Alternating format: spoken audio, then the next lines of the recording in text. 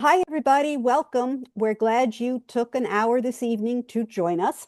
I'm Alyssa DeFilippo with Parents Helping Parents, and I manage a program called Connections California. And we are an online, statewide resource and information hub for transition to adulthood and adult services. So this evening is part two of securing housing for regional center clients with high support needs. And this evening, we're going to cover issues around behavior and behavioral housing. And we're very grateful to welcome Christiana Gardner to our Connections California screen.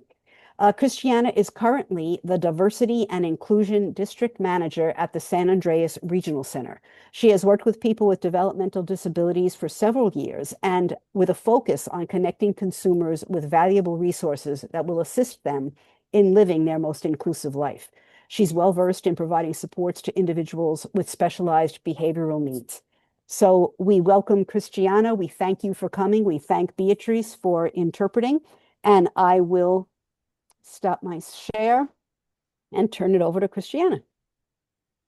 Thank you so much. I'm going to go ahead and share my screen and I'm going to begin my presentation.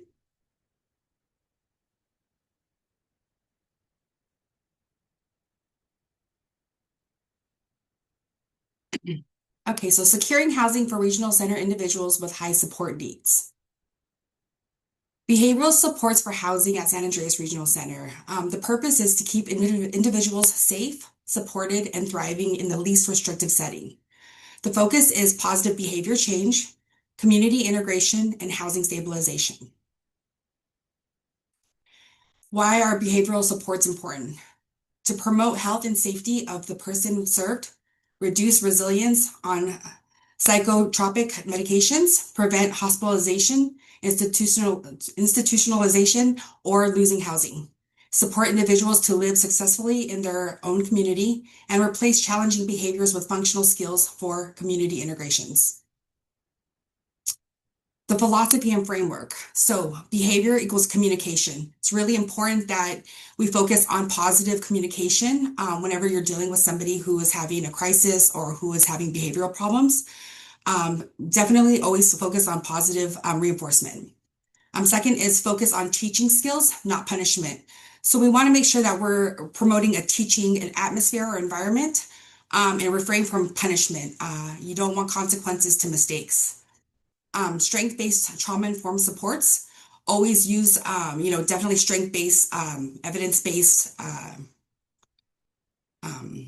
frameworks, and then trauma-informed supports. These restrictive environments always prioritize. So we want to definitely be careful about putting too much restrictive and restrictions in the environment that they are in, and allow them to learn through trial and error. And ABA-based interventions, evidence-based, always using evidence-based practices in our interventions. The behavioral support services at SARC.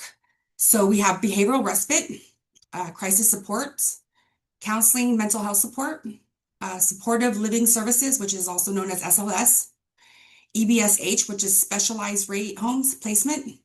EBSH stands for Enhanced Behavioral Support Homes. Enhanced supported living services, which is kind of like SLS services, but it's just a little bit more focused on behaviors. Community crisis homes, which is CCH, and it usually clients will reside up to 18 months within that home. Behavioral consultation, and this is more of within the beginning of when they do the intake. A lot of people or a lot of our individuals will receive the behavioral consultations along with sometimes during SLS services, they will also receive the behavioral consultations. And then behavioral day programs, and these day programs focus on behaviors. PA services is also a service that we offer. However, it's a service that's more placed whenever it's like an extra layer of service. So it's an extra layer of support. So for example, if somebody is like, for example, I had one client one time who was having issues with their behaviors, and it was hard to find them an after school day program. So what we did was we placed the PA services that was kind of served as an assistant to them. And allowed them to be able to be accepted in the program because of the behaviors that they were exhibiting.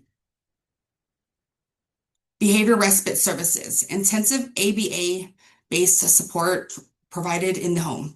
So staff uses behavior modification to support daily living skills, improve communication and social skills, maintain routine and safety needs. It relieves the primary caregivers from constant supervision, and it's designed for individuals denied basic respite due to high behavioral needs. Providers such as Maximum Healthcare, what they do is they do assessments, care plans, staffing, ongoing BCBA review, data collection, and progress monitoring. Crisis supports. So crisis support basically prevents escalation to hospital, jail, or homelessness. It can be in the home or it can be community-based. Components may include emergency staffing, crisis stabilization planning, de-escalation and safety strategies, 24-hour available support. Short-term, long-term supports are set up, but in some cases it can be ongoing. So crisis support is a really great service because what it does is it offers 24-hour support. So if you have an individual who is in crisis, say it's 2 in the morning and they're exhibiting major crisis behaviors, you can call them and they'll be on the phone available or in person if necessary to help stabilize the situation. So it's a really great intervention tool to use, also prevention. Counseling, mental health supports. So this is offered for therapy. It's therapy for trauma, anxiety, depression, and co-occurring conditions. It can be delivered through generic resources. So usually we want you to exhaust any generic resource, meaning if you have health insurance or if the school is able to provide the therapy, then we would prefer that, well, you must go through those avenues before you would go through the regional center. But if not, the regional center is available to provide that service if all other services have been exhausted. The goal is to improve coping, self-regulation, and community functioning. Cross-check facts with at least 2 sources. Community-based housing supports, supportive living services, SLS. So independent living support in a person's home is assistance with activities of daily living, community skills, medical and personal appointments, financial management, and medication prompts. Works collaboratively with behavioral consultants when needed, and ideal for individuals with mild to moderate behaviors. SLS support is really somebody who can go into your say somebody lives in their own apartment.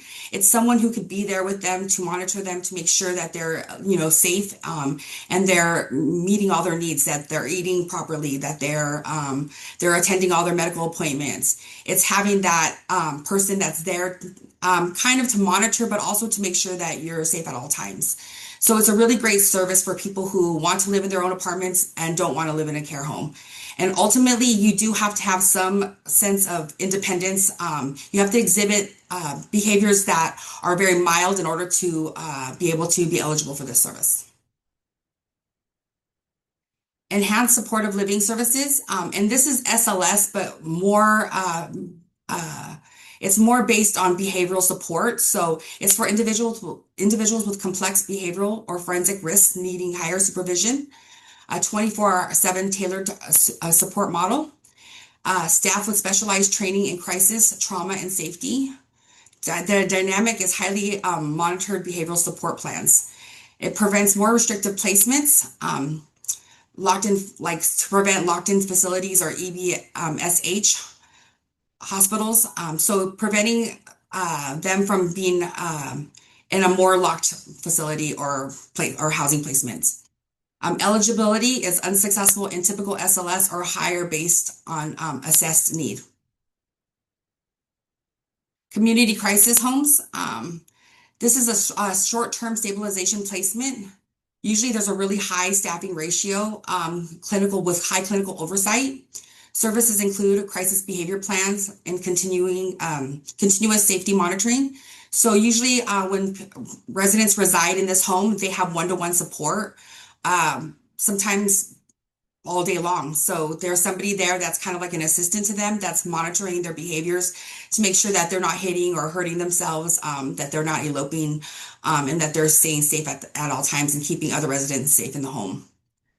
Community crisis homes are licensed residential settings that provide 24/7 intensive non-medical crisis support for children and adults with developmental disabilities who are at risk of institutional placement. They offer enhanced staffing, assessment, supervision, and trauma-informed behavioral supports to address urgent needs, stabilize the individual, and maintain them in the least restrictive environment. CCH focuses on short-term crisis stabilization and preparing individuals for a safe transition back to a long-term home. These homes are certified by the California Department of Developmental Services and are licensed by the Department of Social Services. Residential care homes. So there are 7 levels of residential care homes. They actually did away with level 1, and this recently happened through DDS. So it starts off at level 2. Level 2 care homes are care with supervision and incidental training for persons with some self-care skills and no major behavior problems.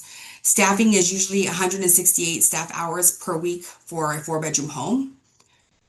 You have a level 3, which is provides care, supervision, and ongoing training for persons with a significant deficit in self-help skills and or limitations in physical coordination and mobility and or disruptive or self-injurious behavior.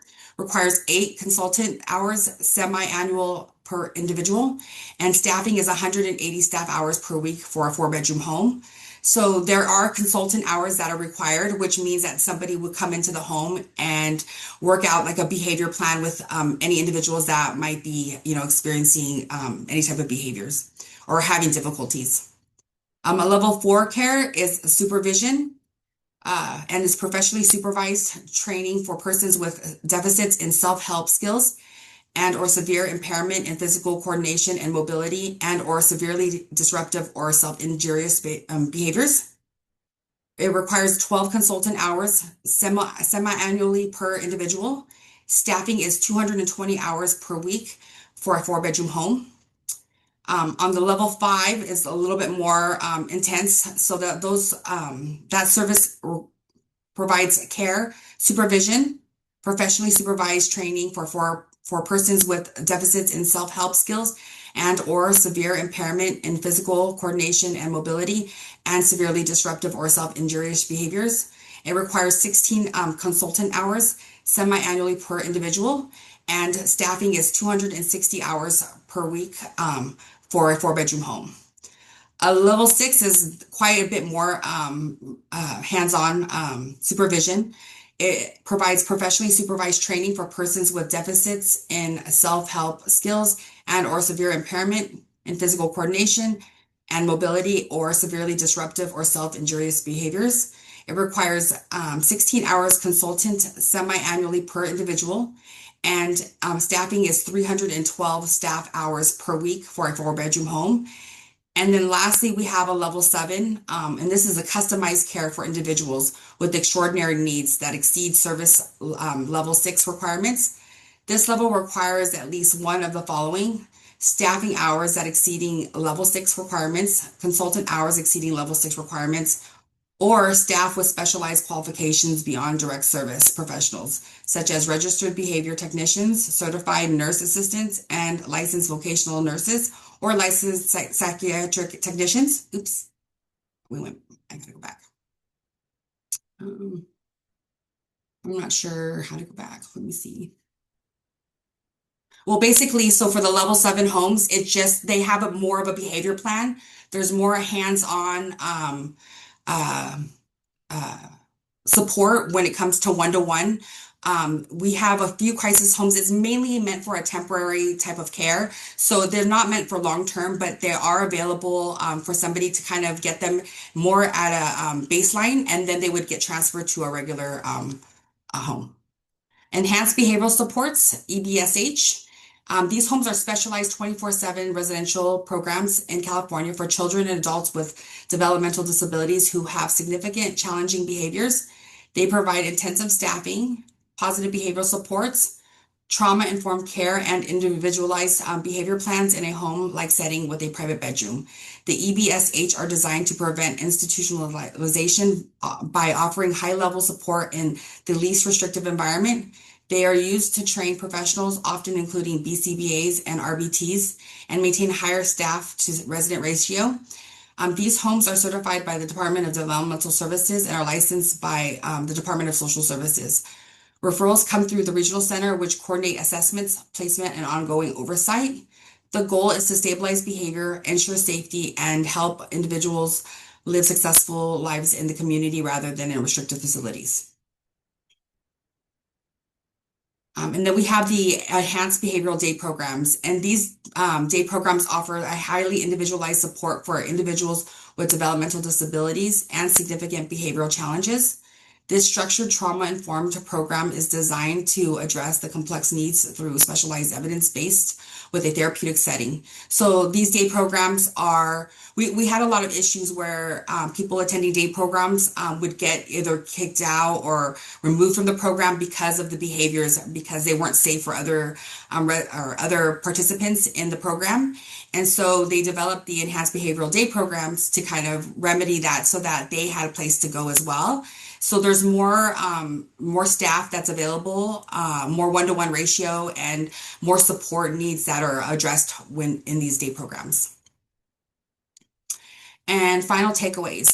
So when we stabilize behaviors, we stabilize housing. When we stabilize housing, we stabilize lives, and together we build lasting support systems where individuals can thrive. And this is our website and my email and our phone number. If you have any questions, you can reach out at any time. Wonderful, Christiana. Such a lot of information in such a short period of time. I mean, just whoa. Now, everybody, you will be getting the slides tomorrow, so don't worry that you'll get all that information. And there was a lot of information on those slides, so you can get them and you can, pour over them at will. Just before we start the Q&A, and we do have several questions, but I just want to direct everyone's attention to the chat. I have put those two links, one for a Spanish evaluation and the other for an English evaluation. If you could click on the one for your language and fill that out.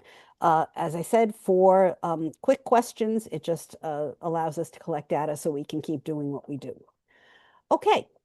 So going to the questions, I don't know if you know much about the Section 8 mainstream voucher, but we have someone asking about that and how the housing agency isn't able to provide it, and they're wondering if a service coordinator could. So to my knowledge, they are not able to provide that, but I can't say for certain. I would say definitely connect with your service coordinator. If you would like, I can get, what I can do is any questions that I'm not able to answer, I can write them down and then I can maybe send the answers to you and you can put out like a bulletin or something Sure. and maybe email it out with I the could answers. absolutely do that. Yeah, Okay. because they were asking about getting the fastest way to a Section 8 mainstream voucher, Okay. non-elderly, through disability and his behavior risk. Okay. That'd be great. Thank you. Is there state hospital placement anymore, or has the level 7 kind of taken? There is state hospitals. I believe there's only one or two, but they are still there. They are still present. Typically when somebody is not, say there's no available spaces in this area, we will outsource to other areas to look for level 7. And what are the qualifications? How do you qualify to get into a state hospital placement? I think that it's when somebody is the behaviors are so threatening to where they're at direct harm to themselves or others. And it's to the point where it's uncontrollable, where the house is not able to maintain the type of level of care that they're requiring. Hmm. And it really depends because we have different homes that are different. So we have level 7s, but then we'll also have the behavior crisis homes, which are more intense, and those are more. They have a lot of staffing needs. So sometimes we have a 2-to-1 staffing that's available for those who are in need, and so we usually will refer or refrain from placing anybody in a hospital, and we will try to put as much support as we need to in order to prevent that from happening. So that's like a last resort. So least restrictive environment, Yeah, just like we're used to with the IEPs. Okay. yeah. Um, a couple of people ask what a level one home is, and why was it removed? So I don't know the reason why it was removed, but I know level one home was basically people who could come and leave as they please. There was a person who was available at all times that would be available for support, like if they had a question or if they needed assistance or needed help with anything. But there wasn't meals provided. They had to come up with their own meals, and they had the freedom to leave and go, but they had to be back by a certain time. So I think the different homes have different program designs, but the home that I'm familiar with, I think their time was like 9 o'clock at night. Okay, and you had said you were not sure why they did away with that. I'm not sure. It's weird that they took out the level one, but I mean that's what they did. So I Okay, fair enough. Um, uh, Someone's asking for a definition of forensic risk. They're saying, as a parent, that they don't understand what exactly you're talking about when you say that. So I would you would say mind? it's like a medical risk. So that's something that's related to medical. So a forensic risk would be something that is maybe like a health risk, like a serious health risk. A serious health risk. Okay, great. Thank you. And then when you talk about the homes, are they a four-bed home or a four-bedroom home? So I would say a four-bed home. So we have some homes, and those are more of the crisis homes that provide each individual with their own bedroom. And I think we only have one of those homes within SARC, but for the most part, they do share a bedroom. And usually the bedrooms can be up to six, or not six, maybe six people, depending on how large the room is. But most bedrooms are usually about 2 or 3 people at the most. Okay. I just want to direct folks' attention again to the evaluation links in the chat because we have like close to 100 people here and we only have 15 evaluations so far. So if we could just click and ramp up those numbers, I'd like to get at least 75% participation the evening of the presentation because it's fresh in your mind. Okay, thanks. I tend to be a little annoying and I apologize about that, but it's part of my job. Okay. Um, are RHC homes only for long-term placement? Yes, correct. Well, that's the goal is for long-term placement. That's correct. Okay. Let's see. Done. What is the requirement of a residential treatment center for regional center clients and who pays for the cost? Residential, like for drug re resident, what type of residential treatment are you talking about? Are you referring Um, to? Is I it? I don't know if that person wants to uh clarify that. What kind of residential treatment center are you talking about? We can come back to this question. And move on to the next one. And I was just about to say this because the question is, do all regional center have these services? And, there are 21 regional centers and 21 different ways of doing things. So I would say that because this is a statewide community, if you're not within San Andreas Regional Center area, call your service coordinator and ask because, but Christiana, do you have anything to add to that? I mean, these are most regional centers would have these. Yes, So there, no? I would say, in a perfect world, yes, but I would say definitely it depends on the regional center. The services vary from regional center to regional center. Some regional centers don't offer the amount of hours that we offer in respite, for example, or some regional centers don't have crisis support, especially 24-hour crisis support. I had a couple of clients I was working with who actually moved up north, and they had an issue where they did not have that 24-hour crisis support, and so they can sometimes put a request in to receive support or services from a different regional center that's out of the area. But it has to be a good fit. Sometimes it is, and sometimes it isn't. For example, with the client that I'm talking about who moved up north, they were able to receive the services from San Andreas Regional Center because it was more of a phone service where they wanted that 24-hour phone service because that individual really benefited from that. But in most cases, it usually doesn't work out, but in some special cases it does. So it just really depends. But yeah, services vary from regional center to regional center, and they're not always the same. Okay, thanks. And then how does somebody get started if they're looking for a group home? Like what's the process to even start getting an assessment? So you would definitely let your service coordinator know that you're interested in receiving or moving your individual to a care home, and then ask them for the level of care home that they recommend, and then ask to go and visit some of the care homes. You have that right. And usually the service coordinator will take families to different homes, and that you guys can walk around, and usually it's set up an appointment, but you guys can walk around and just kind of see how things are operating at home, because every home has different program design. And so one home may look a certain way where you're just not really like comfortable with it, but then you go to a different home and you're like, wow, this is exactly what I'm looking for. So they definitely vary from home to home. And so it's important that you visit more than one, just to kind of get an idea of what to expect and Yeah. what's out there. And so just like services in homes differ, as do services available from particular regional centers, as we just talked about. So somebody was asking, how exactly do you find out which services are available at a particular regional center? You call your service coordinator.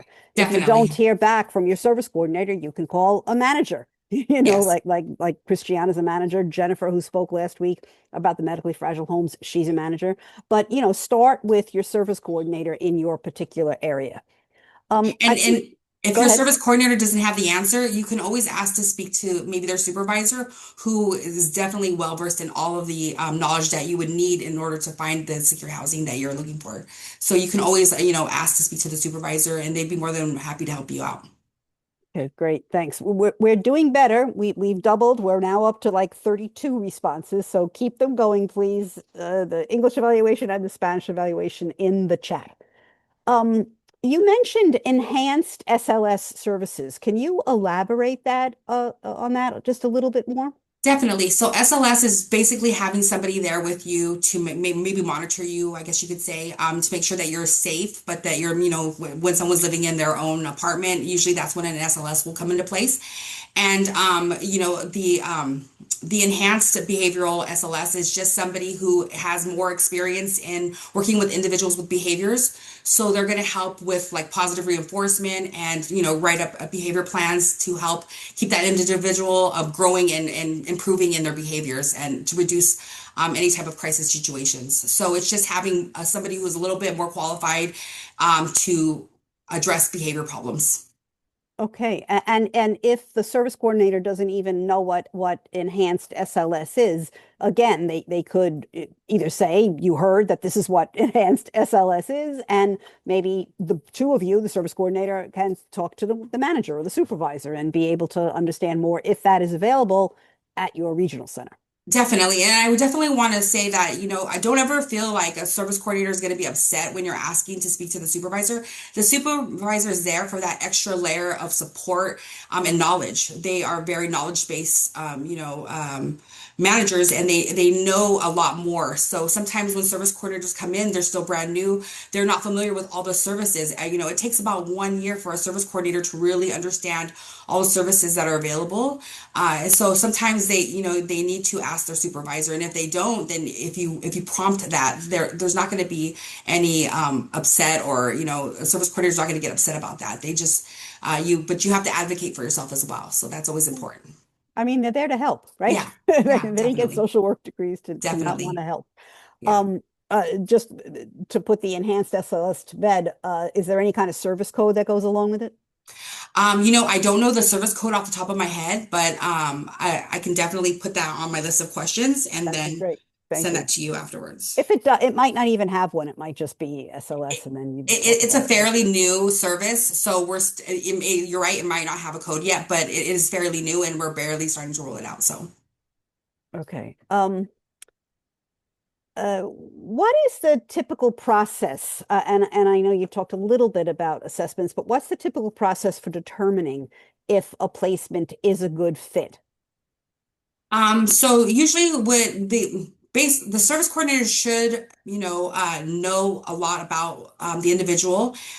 They should have a good understanding of what services are required for them to be stable, right? So based on that, the service coordinator should have a good recommendation, and I would go based on what the service coordinator recommends. Now, if the person is placed in that home and you're just like, this is not a good fit, this is not what we're looking for, you have that right to move. So you're not stuck there if it's not the right home.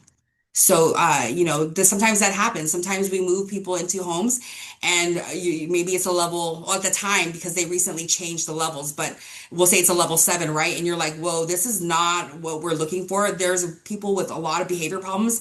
And, my loved one doesn't have behavior problems like that. And I don't want them to start learning behaviors like that. So Mm, I want to move them in a different home. And so you have that right. If it's not a good fit, it's not a good fit. Sometimes you have to try it to see what, you know, if it is a good fit or if it's not. it So. works, yeah.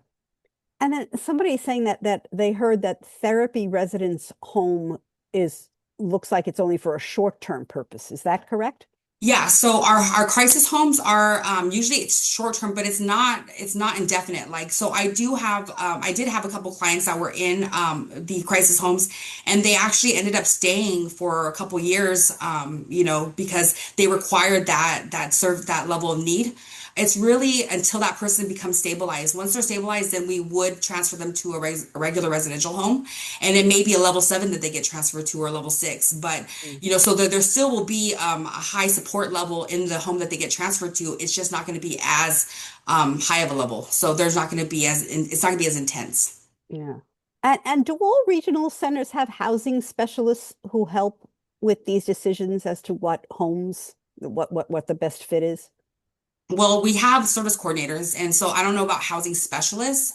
If you were to receive services from housing, for example, Housing Choices, that housing specialist might have more insight about what type of home would be good, but not so much for the care homes. That would be more like if someone was living independently.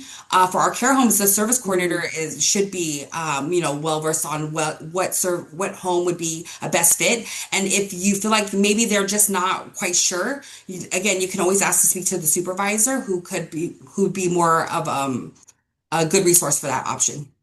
Okay, so like regional centers have employment specialists, but they don't necessarily have housing specialists, as far as you know.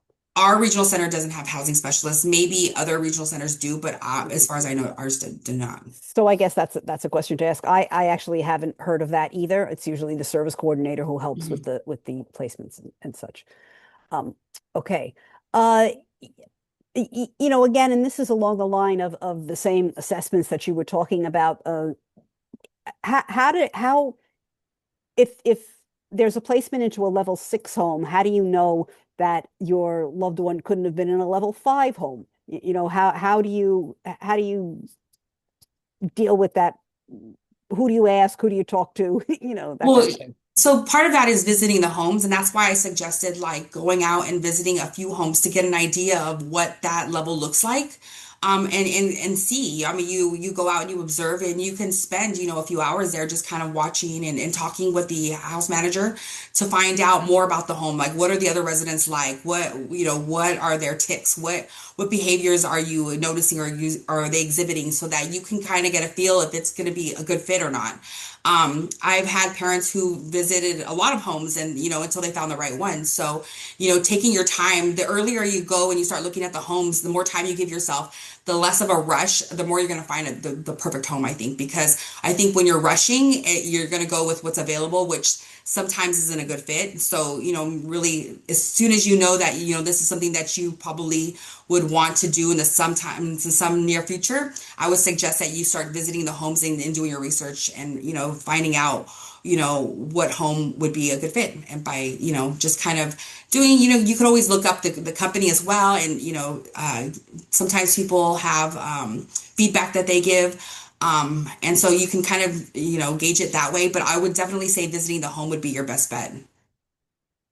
Okay, and you set that up through your service coordinator. Correct. The service coordinator should take you out. And I know with my clients that were looking for housing, I would take them to sometimes 4, 5, 6 different homes. Sometimes we would pick a whole day and just go to different homes to view them and to see what they were like and just kind of get them an idea. And sometimes it was for families who weren't really that serious about moving quite yet, but they wanted just to see what it was like, just to get a better feel and just to feel a little bit more comfortable about, maybe in the in this near future about them moving, how they just feel a little bit more comfortable and at ease about what to expect. And Mm, sometimes that's helpful as well. I would always try to do whatever the families needed in order to, kind of reduce any stresses and, feel a little bit more at ease about any changes in the future. yeah, and that's it's all about stress reduction. Yeah. Uh, um, uh, just to let everyone know, you will not be unmuted, and so if you have your hand raised and you want to ask a question, that's not the way to get your question answered tonight. So if you could please put it in the Q&A, we will try and get to all questions, and we do still have about 20 minutes left. So I think there's a good chance that if you put a question in the Q&A, we will get to it. Again, I just want to direct people's attention to the English evaluation and Spanish evaluation links in the chat. We're maybe not even quite halfway there yet. So if we could please just press on those links and answer those 4 questions, we'd really appreciate it. Okay, you mentioned the 168 hours in the level 2 home. Does that imply that there's a staff person there at all times? Oh, at all of the 168 homes, there's hours? always staff there. So there has to be at least, I think it's two staff members, depending on the level. I think for a level 2, it would be one staff member. But for like the level 6, I guess, or 7, it would require more staff members. There's a minimum staff requirement for each home. Okay. And in all these homes, the caregiver is not paying for this, correct? This money is coming from the state through the regional center, and perhaps SSI could be kicking in something, and So IHSS could be kicking in something. yeah, so what happens is that like we will use, so like for example, if someone is receiving SSI monies, we will use that monies to pay for part of their housing, and then SARC comes in and pays the remaining balance. So we'll basically exhaust all resources, and whatever's remaining, SARC covers the rest. And so sometimes that includes sometimes that will leave somebody with no money left at the end of the month, but SARC will still make sure that they have a little bit of extra money to have on their for the home to hold, basically, so that they can do something fun. So, Mm. I'm not sure the exact amount, but usually we make sure that every month they have a little extra money so that they have spending money that they can use when they go out with the other clients. Yeah, and then how do the does the in-home supportive services, how does the IHSS hours figure in to all that? So when you're living in a residential care home, you wouldn't receive IHSS services. It's more for people who are living independently or living in the home with family or living with friends or whoever, but basically not in a residential care home. So IHSS goes away with a residential care home. Correct. Okay, great, thank you. All right, we answered that. Um, And the reason why IHSS goes away is because the expectation is that home is supposed to provide all of those services. They're supposed to be mm. covered and make sure that they're providing all the services that IHSS would normally cover. So, And just so we're clear, even if somebody has SSI, that's, a small percentage of what is being paid for monthly for that person oh, in any of these group level homes. So, definitely. clearly Yeah. in California, I mean, I know a lot of people, want to complain a lot about the whole regional center system, but we're very lucky here in California. I And I always remind people of that.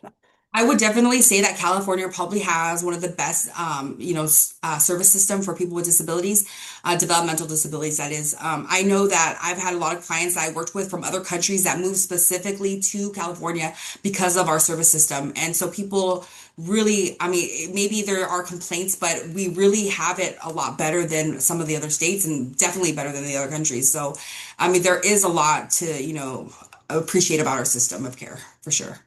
Yeah, thanks for that. Do you know of anywhere where folks can get help with getting on wait lists for Section 8? Uh, So money? I would suggest that you contact or ask your service coordinator to put in a POS for Housing Choices, because Housing Choices has a really great pool of different apartments and places for individuals to live independently.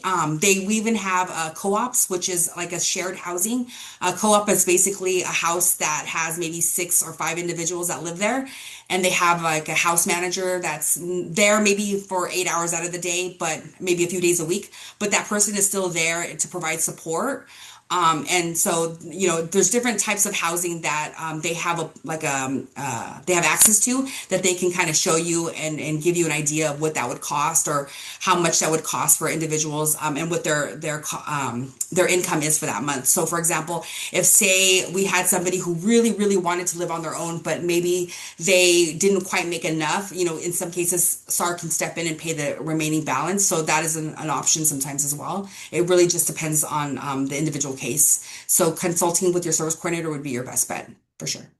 Yeah, there are a couple of other questions about any payment. Is there any help with any kind of rent and if if somebody wants to leave a group home and go to a less restrictive environment and looking for their own apartment, they have SSI. Maybe they can look for Section 8 housing, but Yeah. potentially there is something that SARC can do, if we're hearing Yeah, you well, correctly. SARC, I mean, Housing Choices has a really great pool. So we have some housing apartments that only require individuals to pay $300 a month. And so their Mm. SSI would cover that. So they have that access to all of those homes that are reduced rates.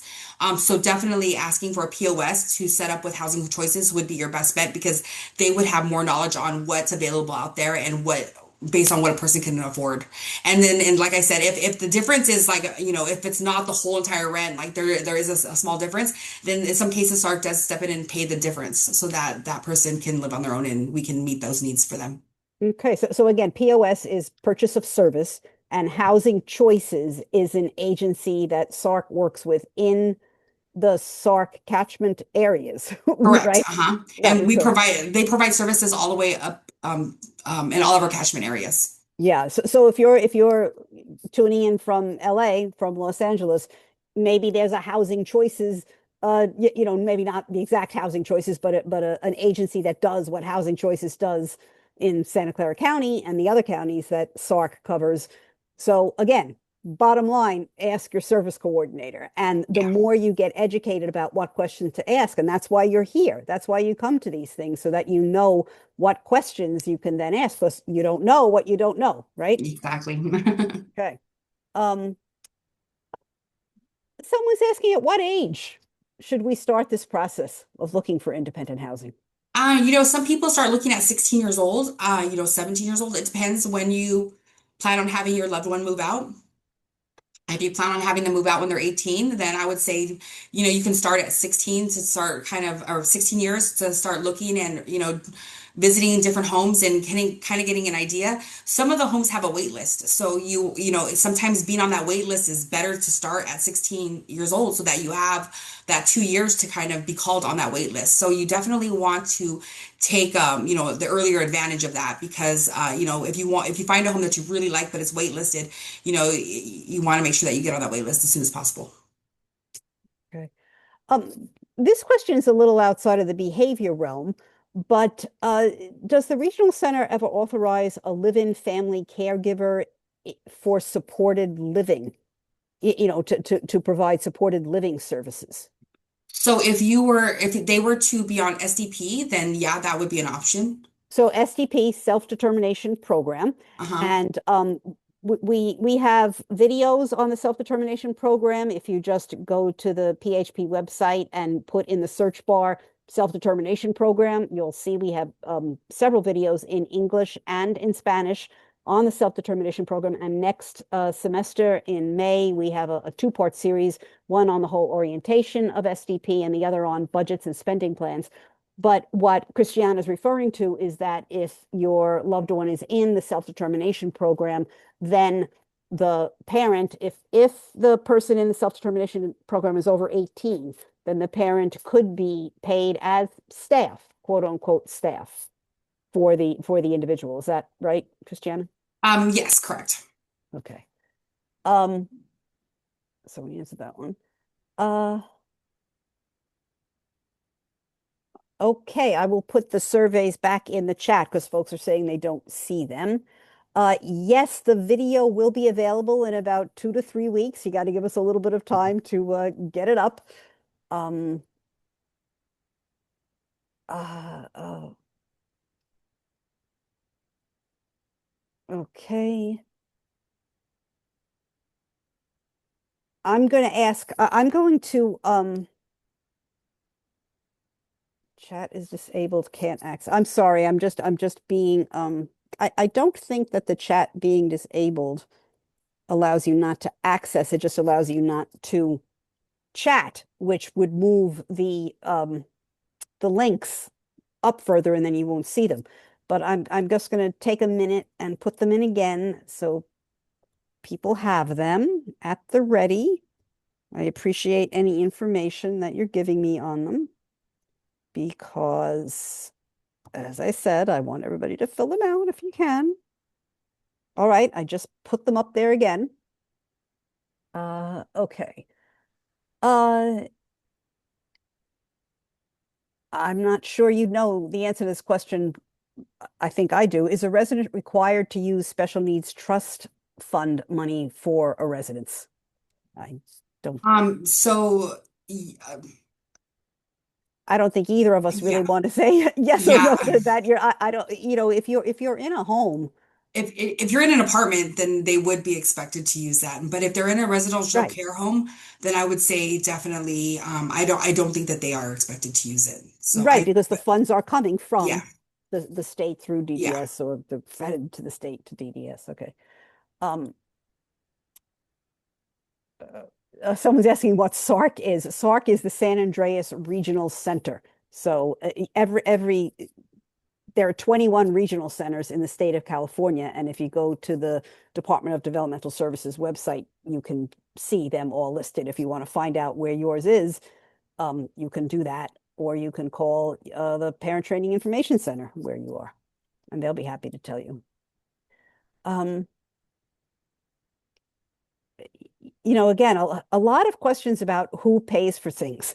So what if the resident doesn't get SSI? Well, and they're in one of these residential placements, then their whole their whole rent and board and everything else is going to be paid for by San SARC Andreas Regional. or the regional center through, yeah. That's correct. Maybe people just don't believe it. Oh no, we definitely we fork out a lot of money when it comes to paying for people's housing. So definitely that's something that we do. Yeah, yeah. Um, how do service coordinators go about finding openings in these homes? We have a list, so we have access to all of the different care homes, and it will show. It's a database that we use called Sandis, and it shows what homes have openings. And then sometimes they have to call and verify that there is an opening still, but usually it's pretty accurate. So we would call. They would get a list of all of the openings that are available, and then they would write down the addresses and then take their families to go visit those homes to see if it's something that they'd be interested in. Can folks ask their service coordinator for a list of all homes available in their particular region? I'm not sure. I don't think that we are allowed to give that out, but I can't Hmm. say for certain. I will put that down on as my question, one of my questions, Okay, and that then would I be will great. make Thank you. sure to come up with that answer and then provide that. I don't think that we're allowed to give that out though. I want to say that that's a no because just for confidentiality purposes, we don't want a bunch of people showing up at somebody's home or the Yeah, care home without, unannounced. That's, that makes sense. That makes yeah. sense. And then another question has popped up: are service coordinators receptive to home visits?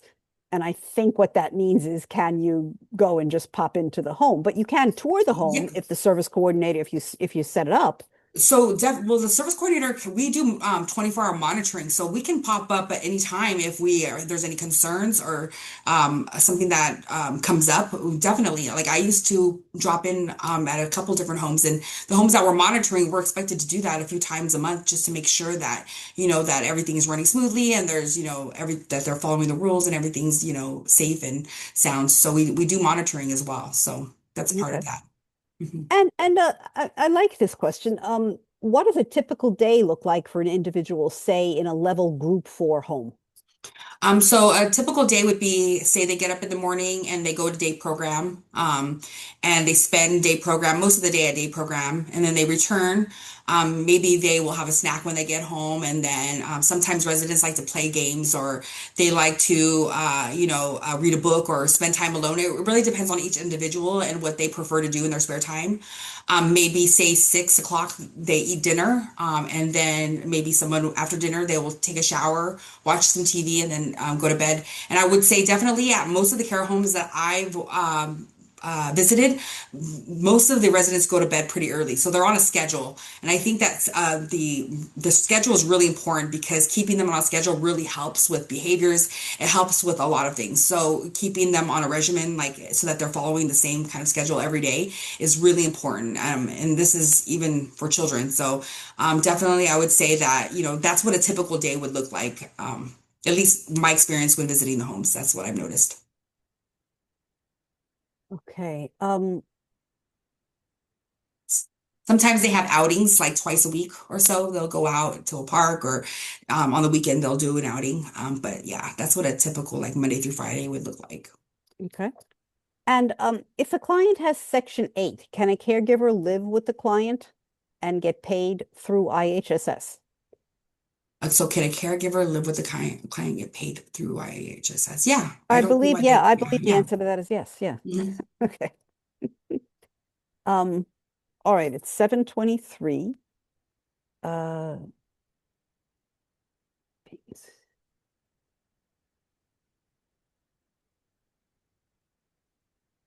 okay, so if parents move to another state, but the adult with a disability stays and is living within the SARC catchment area, they're Mhm. still SARC clients. Of course, they are definitely. Okay, Once even if you're they're conserved. even if the individual moved out of state and say they came back to California, they will always, it's lifelong. So our services never stop. If you're living in California, you'll always receive our services once you've been accepted as part of SARC. So once you become part of SARC, like it's lifelong. We don't ever stop. We may pause it because you move out of state, but then when you come back to California, we reinstate your membership or your Reinstate your membership, yes. yeah, not Um, membership, but you but do you become have part of to SARC be again. do you have to go through eligibility again if you go Nope. out of state and come back? Definitely not. So they just kind of, your file just kind of goes to sleep and then we wake it up by hitting a button and then you start services all over again. Okay, I don't think it's gonna happen. Um, okay, if the client receives SSDI, not SSI, so they've gone on to the SSDI, the parents' Social Yeah. Security. Uh-huh. Um, does the regional center still pay for the rest of the cost of the group home? Everybody, I think people are not believing that they do pay Yeah, for the no. cost of the group They home. do. They do. We have clients that are individuals, I'm sorry, individuals that live in care homes that have like trust funds or they have SSDI that their parents set up or that they I guess received from a parent that passed away. And sometimes we open a Cal Ables account for them to keep their money separate. And then we just access the Cal Ables whenever they, have a special, something special that they want to purchase, or they have like like a need, like maybe it's a medical need that's pretty expensive, then we would access that money. But Hmm. usually it kind of protects that money, and we don't use it for our care homes. So the SSDI is not the same as the SSI in the care homes. The SSI Correct. gets used, but the SSDI does not. Correct. Okay. Wow. I didn't that see, I learn things at these at these events too. That's why I love having them. You know what? The SSDI doesn't do they? Maybe let me confirm that. I'm not 100% sure on that now that I'm thinking about it. It Okay. might be utilized, but I'm not sure. So I'll have to get back to Okay. you on that one. Okay. That's great. We appreciate you doing that. Yeah. Um,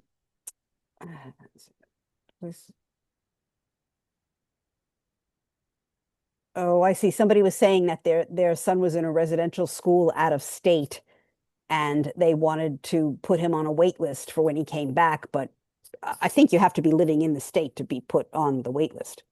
Is Is that he right? already a SARC client or individual, or is he has not been through intake, or he has not been No, accepted? no, it looks like he is a SARC client, but just went to a residential school out of state. Oh, so then we when he comes back, all we have to do is just contact the service coordinator, and if he doesn't currently have one assigned, then let them know that you want to reinstate services, and then it should start right back up. It shouldn't be too much of a hassle at all. Like it should be really simple. And are there wait lists for homes with SARC? Because they seem to be saying that they wanted to get on a wait list and there were no wait lists.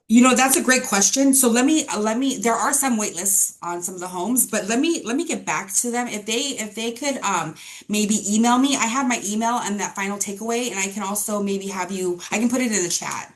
but email me directly, and then I can find out how what would be the best route as far as getting you waitlisted for different homes if he's out of state right now, but plans on moving back. We can kind of see if we can expedite that a little bit. And if I put Okay. my information in the chat, my email, you can just email me directly, or you could even call the front desk and ask to be transferred to 3464 is my extension, and I'll be more than happy to get that information from you once I get your information and I can respond. I'm really good at responding, so you don't have to worry. All right. Well, thank you, Christiana. That's very nice of you. Okay. It's 7:28. I'm just going to take one more question. Um, I guess this just depends on the level of the home, but are there ever is there ever one-to-one support, like one person wants to go to a movie, another person wants to go bowling? In these kind of homes, does everybody have to do everything together, or No, is there one-to-one support? no, so there's definitely like, say for example, if everybody wants to go to a movie, but you have one person who wants to go shopping, then they can ask. There should be more than one person available to take somebody to go do things, and maybe they can't go right at that moment. Say so maybe everyone's going to the movies and they're telling them like you either can stay home or you can go to the movies. At a later time, they should be able to go take them to do the thing that they wanted to do. So, and if that need is not being met, then as a parent or a family member, I would definitely advocate and talk to the home and say, hey, like, I was, my loved one told me that they wanted to go shopping and there was nobody available. What time can you take them shopping? And, kind of talk to them about it, a plan of how you could to make sure that their needs are being met as well. But they should have somebody available at some point to be able to take them to go do the things that they want to do, even if it's like shopping or whatever that may be. Okay. And a lot of people are just asking things about, well, what happens if my service coordinator hasn't gotten back to me? What happens if the housing coordinator hasn't gotten back to me? What do we do? So So, maybe just in this last minute, if you can just give of people some course. practical tip. So anytime your service coordinator is not getting back to you, I would say call the front desk and ask to speak to give them your service coordinator's name, and they will look up what unit they're in, and then you can ask to speak to the officer of the day. There's always an officer of the a day available every single day that we're open. So we have one that basically will be the officer of the day a few days out of the month, but there is always somebody available, and that person has to call you back within that day. So if you call and ask to speak to the officer of the day, you let them know what question you have or what problem you're experiencing, and then they should be able to help you or guide you in the right direction. Okay, well, thank you so much, Christiana, for all this Thank great you. information, for fielding all those questions. That was like a half hour of questions. So thank you so much. We No still have problem. some on the table, but some of them are not germane to the evening. Some are. I apologize, we couldn't answer all of them. But I tried to answer the best I could. you So, but did. You did. thank you. We definitely appreciate it. And thank you to Beatrice. We hope we didn't talk too quickly for the interpretation. And thank you, everybody, for coming. We have one more event tomorrow night. It's a Spanish monolingual event in the calendar. And then we're off until the beginning of February. So we'll see everybody back then. I hope you have a peaceful holiday season. Any last words, Christiana? No, thank you for attending. And, if you have any questions, definitely you can reach out. You can email me at cgardner. It's CGARDNER at sarc.org. Here, I'm just And going to put that in the chat. So CGAR, I know it, but CGARDNER. correct, at sarc.org. Okay, so I sent that to everybody. It's okay if I put that in the email that goes out tomorrow? Yeah, of course. Okay, thank And if you. I don't have the answer, I'll find the answer and then I'll get back to you. But I definitely appreciate everybody for attending, and I apologize if I talk quickly, but I've always talked fast since I was a little kid, so Yeah, myself as well, but we got a lot in. We got a lot yeah. of presentation and a lot of good information. So thank you. Thanks everybody for coming, and have a good night. Take Okay, care. bye.